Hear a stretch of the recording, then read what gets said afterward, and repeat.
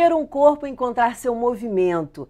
Esse é o maior prazer da minha entrevistada de hoje. Ela fez balé, jazz, sapateado e começou a dançar flamenco com 14 anos de idade. Formada em Direito, trocou o sonho de ser diplomata pelos palcos do mundo. Mestre em estudos contemporâneos da arte, já coreografou para o teatro e para novelas. Hoje você vai conhecer o perfil de uma das mais importantes bailarinas de flamenco do Brasil, Eliane Carvalho. Muito bem-vinda, Eliane, dá a mãozinha aqui. Você, desde pequena, já tinha essa coisa de gostar de dançar, de fazer espetáculo, e aí montava espetáculo, show em casa e cobrava ingresso dos familiares. Como é que era isso? Sempre foi um impulso, né? A relação com a dança sempre foi uma relação apaixonada. Essa é uma memória, né? Uma memória que eu guardo, assim, de olhar os objetos que eram objetos da dança e ter esse afeto, né? Essa alegria de me relacionar com isso.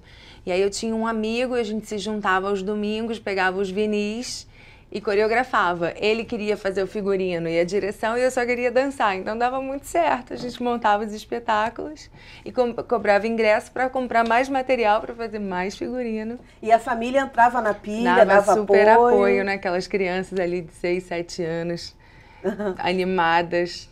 Como é que começou isso? Você falou para sua mãe que você queria dançar, ou seus pais te colocaram numa aula de dança e aí você se descobriu?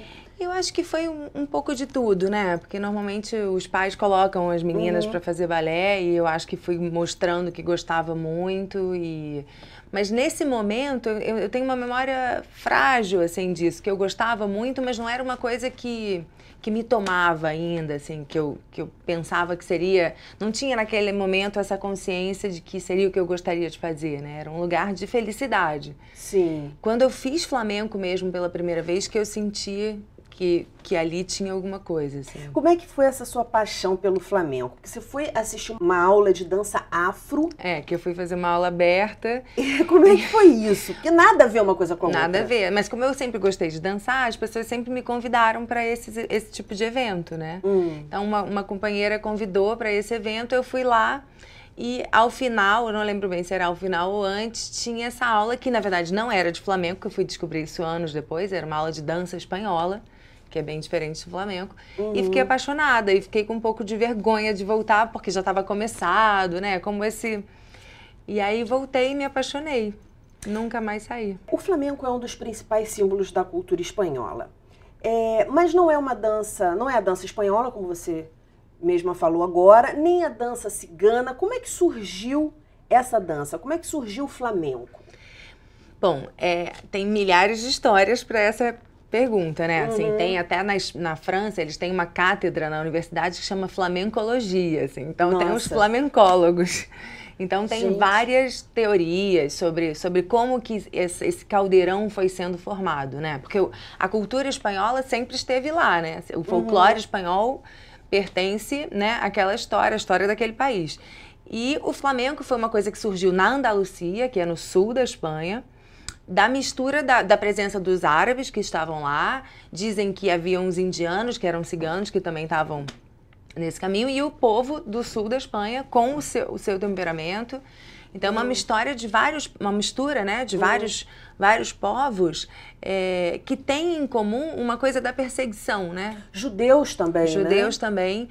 E uma coisa de serem povos perseguidos, né? Os ciganos sempre foram perseguidos, os espanhóis do sul, né, têm sempre mais estigma do que os do norte. Então, eu sinto que é um caldeirão como se fosse um grito, né?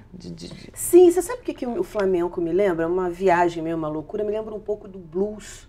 Da força do blues. Da dança popular, né?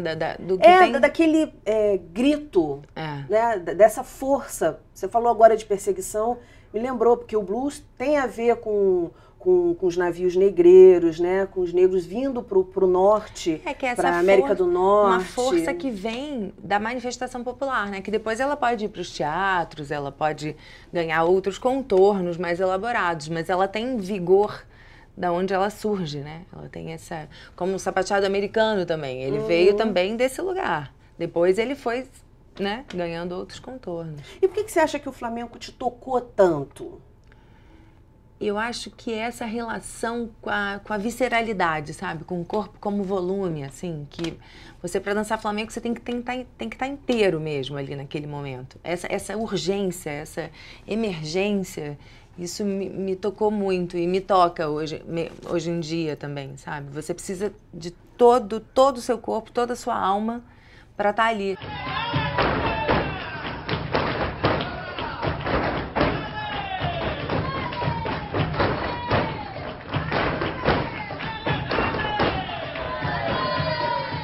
Você pode treinar tecnicamente muitas horas, mas se essa possibilidade de emergência das suas sensações não estiver colocado ali, não vai acontecer nada. Entendi. Diferentemente do balé, por exemplo, você tem toda uma técnica e aí você consegue fazer um bom espetáculo mesmo com a técnica, seria isso? Pra gente comparar com as outras danças? Eu acho perigoso, né? Porque, na verdade, eu acho que em qualquer dança, na verdade, e eu acho que o bailarino nunca pode perder esse contato com o seu processo criativo, que esse é o meu estudo no mestrado, né? Então, mesmo no balé, é impossível que que duas pessoas façam o mesmo arabesque, façam o mesmo passo. Porque os contornos dos corpos e a forma como eles estão estruturados já não permitem isso, né? A nossa relação com a gravidade, tudo isso faz com que a gente tenha uma estrutura determinada. Então, assim, tem uns falsos conceitos de que se eu treinar muito aquela dança, eu posso fazer bem, sabe? Que são conceitos que estão arraigados na dança e que são perigosos, sabe? E você acha que tem muitas maneiras também de dançar? 1000 maneiras. Todas as do mundo. Todas as do mundo. Fora da técnica, dentro da técnica, com a técnica, dentro da técnica você se redescobrir. Eu recebi um conselho de uma professora dizendo o seguinte, que eu estava num momento de vida que não estava podendo dançar. E aí ela disse pra mim, não, relaxa, dança quando você estiver tomando banho. Dança quando você estiver deitada na cama indo dormir. Dança. Total, concordo total. E tem uns estudos de neurociência hoje recentes que se você olha um vídeo, ou se você imagina, ou se, né, o contato com esse movimento ativa todas as suas atividades musculares. Você fez direito. Fiz direito, pensava em fazer Itamaraty, era um pensamento, né? E já no segundo semestre da faculdade, eu fiz o FRJ, terminei a faculdade, eu fiz o meu primeiro espetáculo profissional, que era um musical, que chamava Amor Bruxo, um musical de flamenco que teve aqui no Rio de Janeiro. Depois a gente foi para São Paulo, ficou um ano em cartaz. E aí, fazendo uma grande produção, tendo uma oportunidade de estar num trabalho profissional, eu percebi que era ali que eu queria estar, de qualquer maneira. Então, a faculdade toda foi nesse meio, né, correndo para fazer a prova, mas eu já tinha espetáculo. E aí, eu nunca me debrucei sobre o direito, assim, forte. Mas você chegou a se formar? Me formei. E você trouxe alguma coisa do direito para a dança? Eu acho que a gente é um somatório de tudo que viveu, né? Assim, então, você não passa por nenhuma experiência, né, incólume. Ela vai estar gravada em você de alguma maneira, seja estruturalmente, da maneira de você olhar uma coisa, ou as leis, ou os editais, né? Uma acessibilidade a esse pensamento, porque hoje em dia no Brasil você tem que se produzir, né, para fazer seus espetáculos. Então, isso é importante. A coisa de pegar uma lei, de um edital, isso tudo para mim é muito mais fácil, porque eu trabalhei dentro desse lugar, né? Sim, você transformou o teu lazer em trabalho. Então isso requer uma série de conhecimentos para que você possa desenvolvê-lo. Claro. Não é? Agora, a melhor experiência ou a mais marcante na tua vida da dança? A melhor. A mais marcante? São muitas melhores, porque na verdade são diferentes, né? São camadas muito diferentes. Então, são espaços muito diferentes. Eu tenho um grupo, o Toca Madeira, né? Que é dirigido pela Clara Kutner, que é um grupo incrível. A gente acabou de fazer 10 anos no ano passado. A gente fez um espetáculo no Sesc Copacabana chamado Transitório. A gente fez todo o interior do Rio com esse espetáculo. E esse é um espaço de dançar um flamenco contemporâneo, né? De pensar a cena. Mas, ao mesmo tempo, por exemplo, dançar em Madrid recentemente é vertical. Foi uma experiência incrível e é um flamenco tradicional.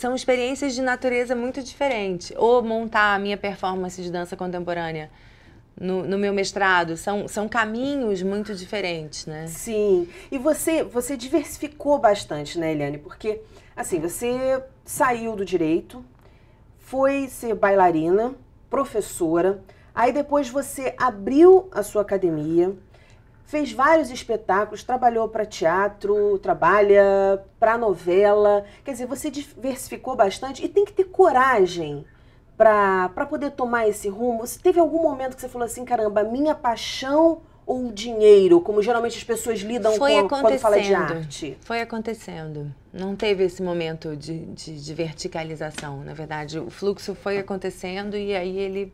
Foi tudo ao mesmo tempo?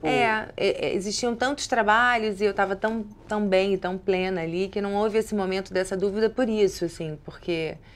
Foram acontecendo muitas possibilidades, né? Porque eu sou super grata. Eu nunca fiz essa opção, na verdade, direta, assim, agora eu vou estar na dança. Foi uma coisa mesmo que a vida foi proporcionando, assim. Foi ocorrendo. Com muito trabalho, né? Plantando muitas sementes, indo pra lá, indo pra cá, indo pra lá.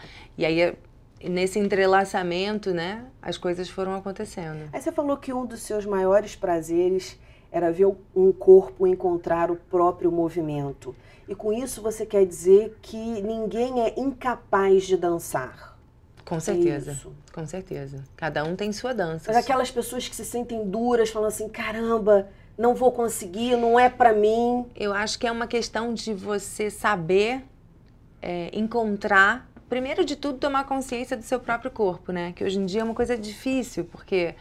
As pessoas, mesmo as pessoas que às vezes fazem muito esporte, às vezes elas estão muito fora do corpo do que dentro do corpo, né? Uhum. Atentas a essa movimentação. Que o que eu acho que a dança pode dar de bacana é que o próprio movimento te dê conhecimento de você mesmo. Isso é fantástico, isso é genial. Mas eu quero aprender um pouquinho mais sobre isso no próximo bloco. A gente vai para um breve intervalo e volta já já. Não sai daí não, porque daqui a pouco tem mais flamenco e mais Eliane Carvalho para você.